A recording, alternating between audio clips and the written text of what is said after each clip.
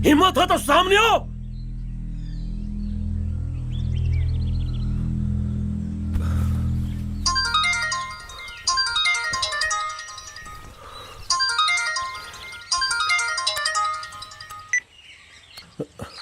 कौन हवे रे? हेलो। सोच ले कि एगो थापड़ मारली तो इतना कूटनी, अगर बॉडी पर खरोच आगर है ना तो इतना धोती कि उंगा कहियो कपड़ों ना धोवाइल होई। अबे कभी ने अब मेहरारू और मर्द के झगड़ा के बीच आवे वाला तो के हवे रे? ए सराऊ बिन फेरे हम तेरे जो घरे जो शादी के हरदी तो पिछुआड़ा में ना लागल, लेकिन तोरा पीठी पर जरूर छपा जाई तारी बहिनी के मास्टरी में नौकरी लगा दे।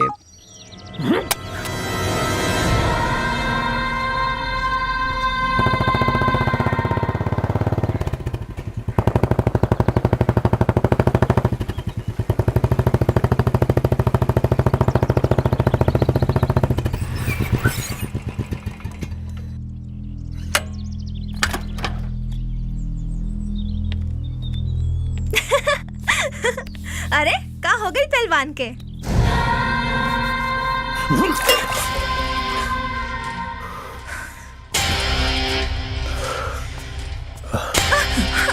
अपन कायर यार से कह दिए कि हिम्मत बात सामने से बाहर करें, बोल दे ओकरा के। अपन मर्दान की अखाड़ा तक ही रखा। जब तो हमरा के पहला बार थप्पड़ मारले रहला तब हम यही से चुप रहनी, काहे से कि गलती हमार रहे। लेकिन अगर आज के बाद तू हमरा साथे जबरदस्ती कैल तो याद रखिए हम अपन बाप के भी ना है। और एक बात अपना जहन में उतार लो, ये रिश्ता हम अपना मर्जी से तय कैले बानी।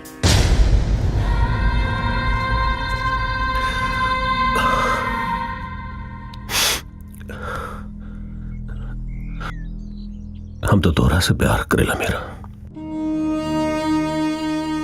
हमरा प्यार की इजहार करे ना आवेला। पहलवान आदमी है, आशिक जैसे लव यू करे ना आवेला।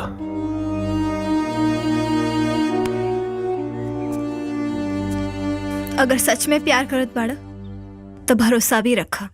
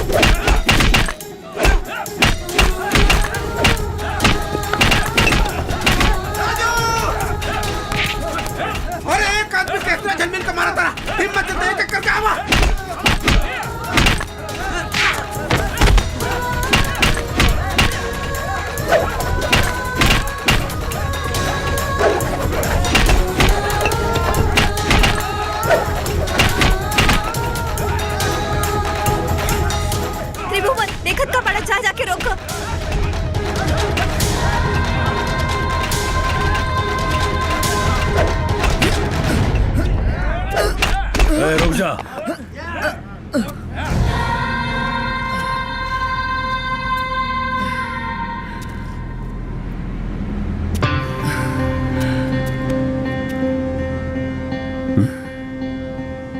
यहाँ तोर सारी बात हम सुन चुकल बाने तो का कहत रहे कि हम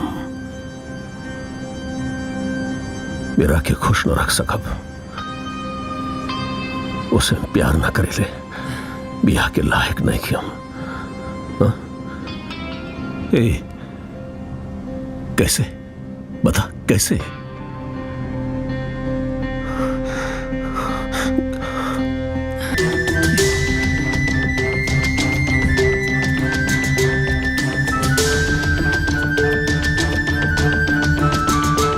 ठेंगा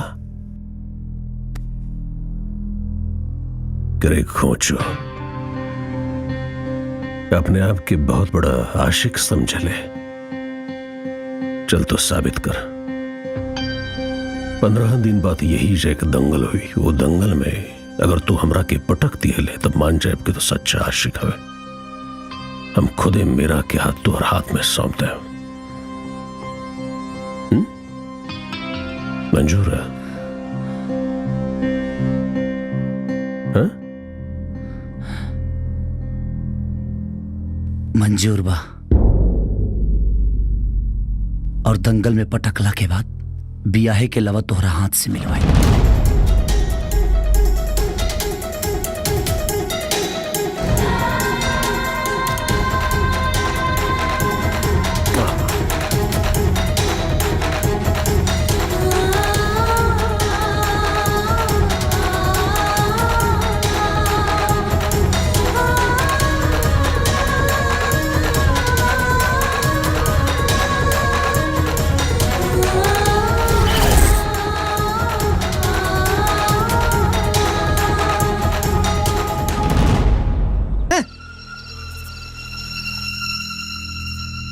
गोरत कहाँ है बाड़ू? झूठ है ये सब। वो साला भगोड़ा, अब मुझे पता नहीं वो दूध में का मिला देलस और ये सब हरकत वे वायरल कर दिलस। हमार कौनो कसूर न किए में।